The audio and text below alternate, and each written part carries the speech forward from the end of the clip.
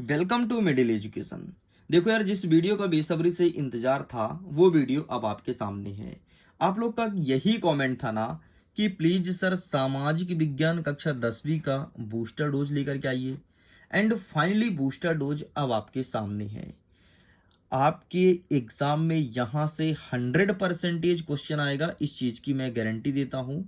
तो सारे क्वेश्चन को अच्छे से प्रिपेयर कर लीजिएगा अगर आप सोशल साइंस में टॉप करना चाहते हैं तो। और यकीन मानो, सोशल साइंस में कोई भी क्वेश्चन बाहर नहीं जाएगा। सबसे पहली बात तो ये कि ये मेरा फेवरेट सब्जेक्ट है, और दूसरी बात ये है कि इस बार का जो बूस्टर डोज है बहुत तगड़ा बूस्टर डोज है। पूरे पूरे क्वेश्चन यहाँ से आने वाले हैं। देखो क्या हुआ था, आज मुझे एक क्लास 9th का बच्चा मिला। वो मेरे से पता है क्या कहता है? कहता है सर वो जो आप लिख के डालते हैं ना अपने वीडियो में, वहां से बहुत सारे क्वेश्चन आते हैं। तो सर प्लीज आज भी लिख के डाल देना ना। बेचारे को नहीं पता था कि वो बूस्टर डोज है, लेकिन वो जितने अच्छे से बोल रहा था ना, तो लिटरली यार लग रहा था यार कि बूस्टर डोज से तो वाकई बहुत सारे क्वेश्चंस देखने को मिलता है, और बच्चे इसकी सहायता से अच्छे नंबर भी लेकर के आते हैं। तो चलो अब हम बिना टाइम वेस्ट किए फटाफट करते हैं वीडियो को शुरू। और जो स्टूडेंट नहीं जानता इस वीडियो का नाम, तो इस वीडियो का नाम है बूस्टर डोज, और ये एग्जाम में बूस्टअप करता है। बूस्टअप मतलब आपके एग्जाम में बहुत अच्छे परसेंटेज बनाने में मदद करता है, इसलिए इसे मिडिल एजुकेशन पिछले 2 साल से लगातार रन कर रहा है।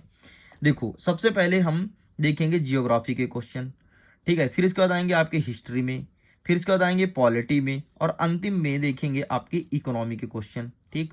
जियोग्राफी में सबसे पहले कह रहा है कि चादर अपर्दन किसे कहते हैं। क्या होता है चादर अपर्दन, ये हमारे एग्जाम में देखने को मिलेगा। नेक्स्ट कहता है कि जलोढ़ मिट्टी की विशेषताएं बताओ। कितना, कोई 2 विशेषताएं बताना है। तीसरा नंबर कह रहा है कि भूमि निम्नीकरण व मृदा अपर्दन से आप क्या समझते हैं। क्या होता है भूमि निम्नीकरण और क्या होता है मृदा अपर्दन, ठीक, इसे डिफाइन करना है।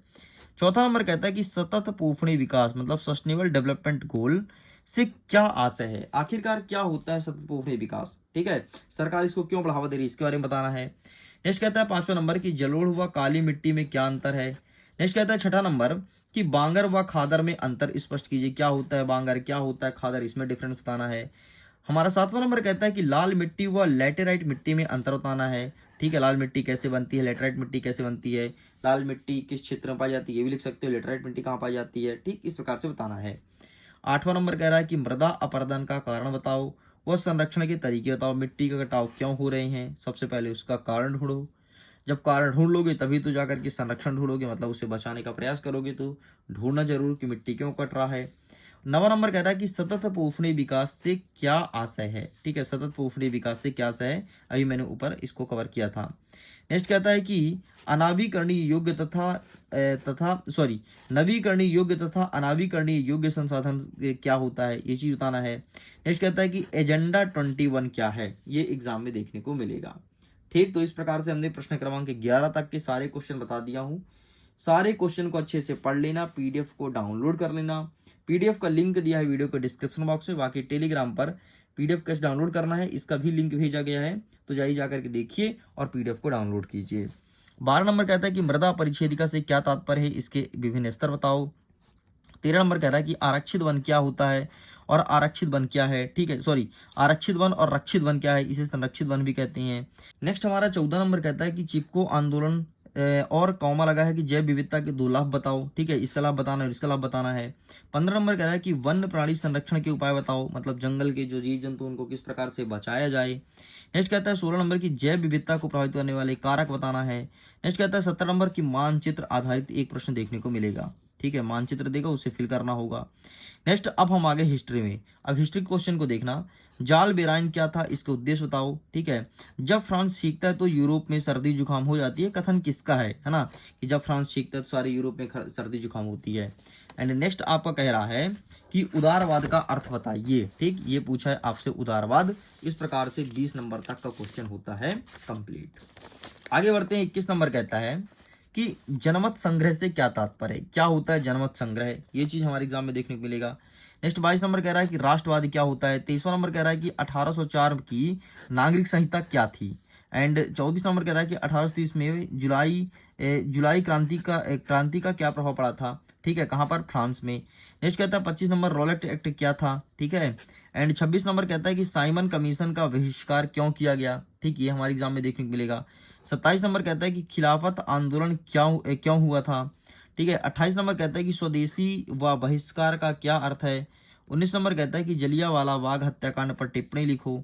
एंड यहाँ पर हमारा नेक्स्ट कह रहा है, नेक्स्ट क्वेश्चन कह रहा है कि सविनय अवज्ञा आंदोलन पर टिप्पणी लिखो, ठीक है। एंड 31 नंबर कह रहा है कि प्रथम विश्व युद्ध पर भारत के प्रभाव क्या पड़े थे, ठीक है। नेक्स्ट 32 नंबर की असहयोग आंदोलन के 4 कारण लिखो।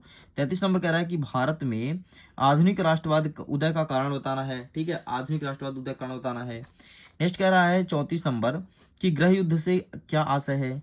35 नंबर कह रहा है कि दबाव समूह किसे कहते हैं, ये एग्जाम में देखने को मिलेगा। 36 नंबर कह रहा है कि गठबंधन सरकार किसे कहते हैं, ठीक है, ये हमारे एग्जाम में आएगा। और 37 नंबर कह रहा है कि सत्ता का क्षैतिज तथा लंबवत वितरण को समझाओ, क्या होता है सत्ता का क्षैतिज वितरण, क्या होता है लंबवत वितरण, ये चीज बताना है। नेक्स्ट हमारा कहता है 38 नंबर बहुसंख्यावाद का अर्थ स्पष्ट करो, ठीक है, क्या होता है बहुसंख्यकवाद।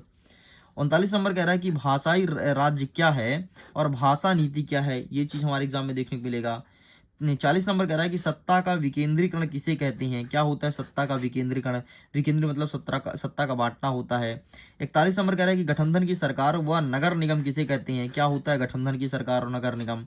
नेक्स्ट कहता है स्थानीय स्वशासन किसे कहते हैं, ठीक है। 43 नंबर कह रहा है कि ग्राम सभा के प्रमुख कार्य बताइए। और 44 नंबर कह रहा है कि संघ सूची, राज्य सूची और संवर्ती सूची क्या होता है, इसे समझाना है, ठीक है। एंड नेक्स्ट कह रहा है कि 45 नंबर पंचायती राज ने भारत में लोकतंत्र को किस प्रकार से मजबूत किया है, ठीक है, इसका व्याख्या करना है। और हमारा 46वां प्रश्न कह रहा है कि विकास का क्या अर्थ होता है, इसको समझाना है, ठीक। इस प्रकार से 46 प्रश्न होते हैं कंप्लीट। बस कुछ क्वेश्चन और बचे हैं, वो क्वेश्चन देख लेते हैं, फिर हम करते हैं वीडियो को खत्म। 47 नंबर कह रहा है कि राष्ट्रीय आय क्या होता है, ठीक है। अब आपकी इकोनॉमिक क्वेश्चन स्टार्ट हो रहा है। राष्ट्रीय आय क्या होता है, इसका अर्थ बताइए। केरल में शिशु मृत्यु दर को कम करने के उपाय कौन कौन से हैं। साक्षरता दर से क्या आप समझते हैं और धारणीय विकास क्या है, ठीक है। प्राथमिक, द्वितीयक और तृतीयक क्षेत्र में अंतर स्पष्ट करना है। संगठित और असंगठित क्षेत्र में अंतर या फिर विशेषताएं बतानी है। मनरेगा 2005 के उद्देश्य बताओ। खुली व प्रच्छन्न बेरोजगारी क्या होता है, कहीं कहीं केवल इतना पूछ रहा है कि प्रच्छन्न बेरोजगारी क्या है, 2 नंबर का प्रश्न बना देगा। कहीं खुली बेरोजगारी पूछ रहा है, 2 नंबर का प्रश्न आएगा एंड डेफिनेटली बनाएगा, ठीक, इसलिए इसे अच्छे से तैयार कर लेना। एंड सार्वजनिक व निजी क्षेत्र में अंतर स्पष्ट कीजिए।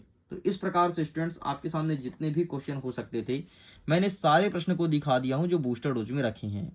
बूस्टर डोज के पीडीएफ को डाउनलोड करना है तो सिंपल सा लिंक वीडियो के डिस्क्रिप्शन बॉक्स में दिया गया है। बाकी मैंने टेलीग्राम पर भी शेयर कर दिया कि पीडीएफ डाउनलोड कैसे होगा, तो जाइए जा करके डाउनलोड कीजिए। Okay, thanks for watching. खुश रहिए, पढ़ते रहिए, मुस्कुराते रहिए। एग्जाम में आप टॉप करेंगे, इस बात की मैं गारंटी के साथ कहता हूँ। Okay, bye bye.